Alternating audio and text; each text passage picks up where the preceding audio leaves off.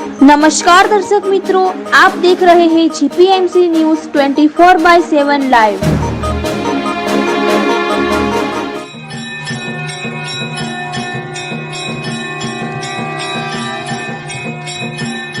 શ્રી કલ્કી તીર્થધામ પ્રેરણાપીઠના મનસા ધ્યાન કેન્દ્ર ખાતે 15 થી 25 વર્ષની બાલિકાઓની તૃતીય બાલ શિબિરની સુંદર યાદો। શ્રી કલ્કી તીર્થધામ પ્રેરણાપીઠ દ્વારા બાલ શિબિર નંબર 3 તારીખ 22મી થી 26 મે સુધી યોજાઈ ગઈ, જેમાં 42 બાલિકાઓએ ભાગ લીધો હતો, જેમની ઉંમર 15 થી 25 વર્ષ સુધીની હતી।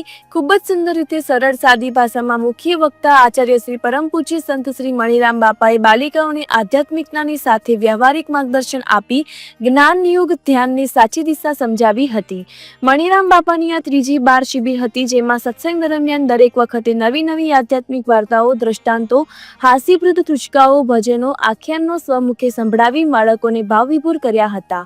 છેલ્લા દિવસે બાળકોએ મણિરામ બાપા, શાંતિદાસ ભગત, સેવાધારી સેવકો, રસોડાની બહેનો, વિઠ્ઠલ બાપા વગેરેનો ખૂબ ખૂબ આભાર માન્યો હતો અને બીજી વાર પણ શિબિરમાં આવીશું એવો ભાવ વ્યક્ત કર્યો હતો અને અમારા મા બાપને પણ શિબિરમાં મોકલશો એવી ઈચ્છાઓ પ્રગટ કરી હતી।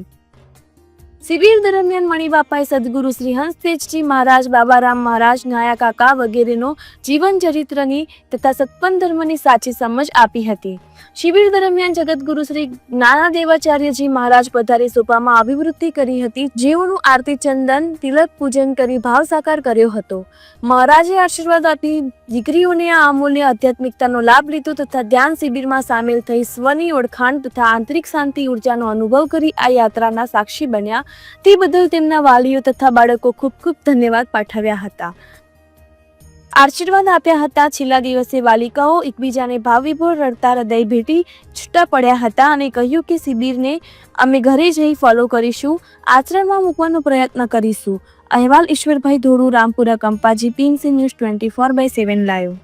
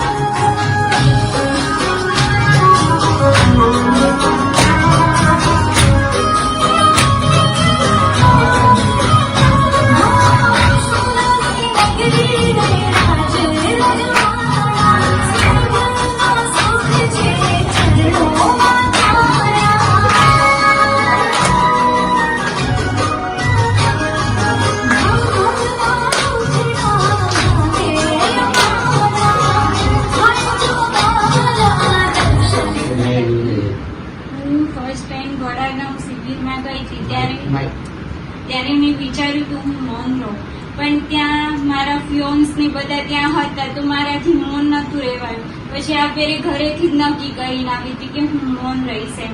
પછી અહીંયા આવીને મૌન તો રહી પણ વિચારથી મૌન નથી રહેવાયું. નેક્સ્ટ ટાઈમ ફરીથી ટ્રાય કરીશ કે વિચારથી મૌન રહીશ. અને આંટી અંકલને જોઈને બહુ જ ખુશી થઈ કે બંને જોડે સાથે મળીને ભક્તિ કરે. Thank you. તમને બી થેન્ક યુ.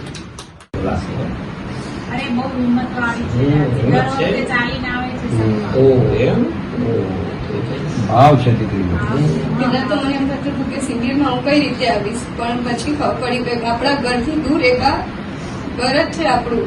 અને પેલા એમ થતું કે 4 વાગે કેમ ઉઠી, સત્સંગમાં કેમ બેહીશ, કેમ કે જરાક બેવાનું ઓછું ગમેલું.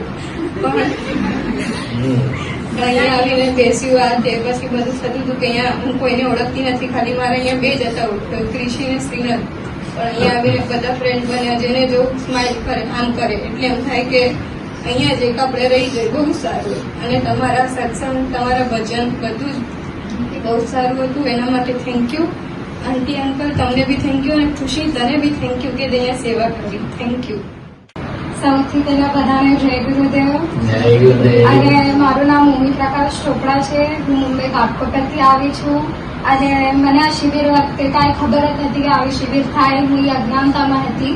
પછી હું 11 તારીખે અહીંયા મહારાજને મળવા આવી હતી. ત્યારે મને ખબર પડી કે આવી રીતે શિબિર થાય છે, 5 દિવસની છે. તો ત્યારે અંદરથી જ અચાનક બીજો કોઈ વિચાર છે તરત આવેલો કે મને આવું જ છે. ને પછી ઘરે આવીને મેં પહેલી વાર હું એકલી આવતી હતી, તો મને પછી મેં પૂછ્યું કંપની માટે મારી બહેનોને, પણ તમે ચાલશો ફોન કરીને પૂછ્યું, પણ કોઈના શેડ્યુલ મેચ નતા થતા.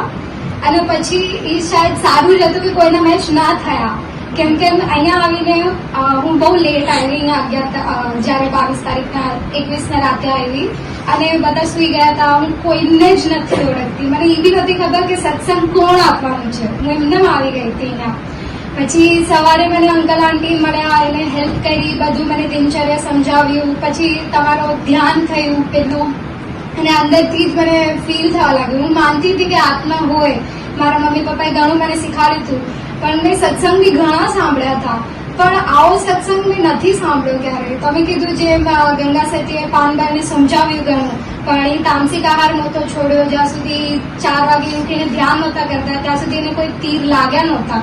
પણ અહીંયા આવીને 5 દિવસમાં એ તીર મને લાગ્યા છે, અને મને હજી આગળ વધવું છે, અને મને આત્મજ્ઞાન કરવું જ છે હવે તો તેની માટે ખૂબ ખૂબ થેન્ક યુ. અને મને હજી અહીંયા આવું છે પાછું. અને તમારા બધા, મારા નામ કોઈ ફ્રેન્ડ્સ નહોતા અહીંયા, પણ હવે ઘણા બધા સારા ફ્રેન્ડ્સ બની બી ગયા, અને એના માટે ખૂબ ખૂબ થેન્ક યુ. પહેલા તો મને એમ હતું કે મારાથી તો નહીં આવે મનસા શિબિરમાં, એમ કે સવારે ઉઠાશે નહીં, સત્સંગ કેવી રીતે સાંભળે છે. પણ પછી એકવાર સત્સંગ સાંભળ્યો તો એવું થયું કે મતલબ ઉત્સુકતા રહેતી હતી કે બસ હવે 3 વાગે તો અમે સત્સંગમાં જઈએ, દાદાનો સત્સંગ સાંભળીએ. કે દાદા તમારા ભજન સાંભળીને તો અમને ખૂબ જ આનંદ આવ્યો છે. ખરેખર ખૂબ આનંદ આવ્યો. એમ થાય કે દાદા બસ હજી એક ભજન ગાવી દે, હજી એક ભજન ગાઈ દે એમ. ને ધર્મ વિશે ઘણું ધ્યાન મળ્યું છે, જ્ઞાન મળ્યું છે અમને, અને ખૂબ ખૂબ જાણકારી મળે અમને. સૌનો આભાર. જય ગુરુદેવ. ઘરે હતી ને તે બાદ રોજ કહેતા કે ધ્યાન કરો એ કરો તો અત્યારથી કરશો તો આગળ જઈને થશે, આગળ થશે નહીં તમારથી. કંટાળો આવ્યો એમ જ કરી દેતી, પણ હવે મજા આવે. અહીંયા આવીને પહેલા દિવસ તો મૌન રહ્યા, પછી ના રહેવાનું. ઘરથી વિચારીને આવ્યો કે અહીંયા મૌન રહેશું, પણ ના રહેવાનું. થેન્ક યુ, તમે અમને આપણો સારો સત્સંગ આપ્યો. અંકલ આંટી તમને પણ થેન્ક યુ. શાંતિ દાદા તમે ભજન બહુ સારા ગવડાયા. Thank you. જય ગુરુદેવ. જય ગુરુદેવ. મારા પાસે શબ્દ નથી કે હું શું કહું, પણ લિટરલી બહુ જ મજા આવી ગઈ, અને હું નેક્સ્ટ ટાઈમ જરૂર આવીશ. જય ગુરુદેવ. બધાને મારા જય ગુરુદેવ. મારા આદેનું નામ પટેલ નિધિ પ્રભુદાસભાઈ છે, પણ મારો સ્વરૂપ છે આત્મા, અને મારે પરમાત્માને ઓળખવાનું છે, અને એનો જરિયો છે ધ્યાન. અને એ અહીંયા ખૂબ સમય બન્યો, અને એના માટે યુનિવર્સને ખૂબ ખૂબ ધન્યવાદ કે મને અહીંયા આવવાનો મોકો મળ્યો. અને દાદાએ ખૂબ સારા જ્ઞાનપૂર્વક એવા સત્સંગ કર્યા અને નાન બાપાના અમુક ભજન હતા કે જે મેં સાંભળ્યા જ નતા, જે બચપનથી હું સાંભળતી આવી છું એમને. એના માટે તમને બેને થેન્ક યુ, ને માસા માસી તમને પણ થેન્ક યુ. અને તમે આશીર્વાદ આપજો બધાય સંતો કે અમે બધાય આત્મજ્ઞાન કરીને પરમાત્મામાં સમાઈ જઈએ. આભાર. જય ગુરુદેવ. અને હું ધન્યવાદ કરવા ચાહું છું કેમ કે તમે બધા આટલી સારી શિબિર રાખી. મારો અહીંયા પહેલાં આવવાનો પ્લાન નહોતો, પણ મારા ફ્રેન્ડનો ફોન આવ્યો કે આવો આવો એમ કરીને હું આવી અને મને આવવાની ઈચ્છા હતી. અને મૌન રહેવાનું નહીં, પણ હવે હું બીજી વાર આવીશ તો હું પાક્કું મૌન રહીશ. અને અત્યારે તમે જેટલું જ્ઞાન દીધું એટલું મને બહુ સારું લાગ્યું અને બહુ જ્ઞાન મેં મારા અંદર ઉતાર્યું છે. અને નેક્સ્ટ ટાઈમ આવીશ તો હજી જ્ઞાન ઉતારવાની કોશિશ કરીશ. ધન્યવાદ. મારું નામ માનસી છે, હું મોડાસામાં રહું છું અને હું પહેલા પણ આવી હતી, પણ વડાગામ જવાનું થયું હતું તો ત્યારે હું મૌન નથી રહી શકતી. મેં કીધું બીજી વાર આવીશ ને ત્યારે મૌન રહીશ. તો આ ફેરે મૌન રહેવામાં એટલી મજા આવી ને, ખરેખર જે અનુભવ પહેલા નહોતો થયો ને એ અનુભવ આ ફેરે થયો. સર્વન જય ગુરુદેવ. મારા જય ગુરુદેવ. મને અહીંયા બહુ જ મજા આવી. મારી બહેન બી પહેલા અહીંયા આવી હતી, આના પહેલા જે શિબિર હતી એમાં. ત્યારે એને કીધું 2 દિવસ બહુ આમ એવું થાય સત્સંગ. પછી એને એવું કીધું કે આ બહુ જ મજા આવશે, 2 દિવસ ખાલી એવું થશે, પણ એના પછીના જેટલા દિવસ હશે ને તેને બહુ જ ખાસ દિવસ હતા. દાદા ભજન બોલાવશે, સત્સંગ કરાવશે, બહુ જ મજા આવશે. મેં કીધું સારું એકવાર જોઈએ, મજા આવશે. અહીંયા આવીને બહુ જ મજા આવી, બધા મજા કરે, મારા ફ્રેન્ડ્સ બી બની ગયા અને બહુ જ મજા આવી અહીંયા રહીને. ને એવું જ થાય છે કે હજી એકવાર આવીશ, પણ જ્યારે હમણાં સ્કૂલ ચાલુ થઈ જશે એટલે નેક્સ્ટ યર હવે મળે તો પાક્કું આવીશ. હા, જય ગુરુદેવ બધા. સર્વને મારા જય ગુરુદેવ. અહીંયા ધ્યાનમાં બેસતા ને તો પહેલા દિવસે તો એમ થતું કે ઊંઘ આવી ગઈ, હવે નથી બેસવું એમ. પણ પછી જે 2 દિવસ પછી જે ધ્યાન લાગ્યું ને ત્યારે એમ થયું કે બસ હવે આ જ કરવું હોય. ત્યારે એને મનથી સંકલ્પ કર્યો કે બસ હવે દરરોજ સવારે ઉઠીને એને ધ્યાન જ કરવું હોય. અહીંયા કને દાદા તમારા ભજનમાં અમે ધ્યાનમાં થઈ ગયા. અને બાપા તમે જે જ્ઞાન આપ્યું ને, સાચું કહું છું આજ દી સુધી આવું જ્ઞાન અમને કોઈએ નથી આપ્યું.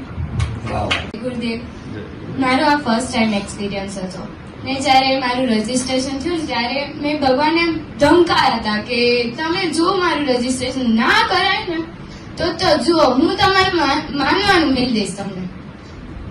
Thank you. બધાને મારા જય ગુરુદેવ. જય ગુરુદેવ. આ મારો ફર્સ્ટ ટાઈમ એક્સપિરિયન્સ હતો અને મને બહુ જ મજા આવી. અને દાદા થેન્ક યુ તમને એમનો શીખવાડવા માટે. થેન્ક યુ મમ્મી પપ્પા તમને આટલું સેવા દેવા માટે. એમ તો મારી બેન ઘરે શીખાતી હતી કે અહંકાર ના કરવો, ક્રોધ ના કરવો, પણ એનું ત્યારે સાંભળ્યું નહીં. પણ અહીંયા આવીને એવું થયું કે ના, એ કીધી હતી સારું કીધી હતી. એના માટે થેન્ક યુ દાદા. જય ગુરુદેવ. અહીંયા વિચાર નતો કે અહીંયા આવશું, બટ અહીંયા આવીને બહુ જ મજા આવી ગઈ. થેન્ક યુ દાદા.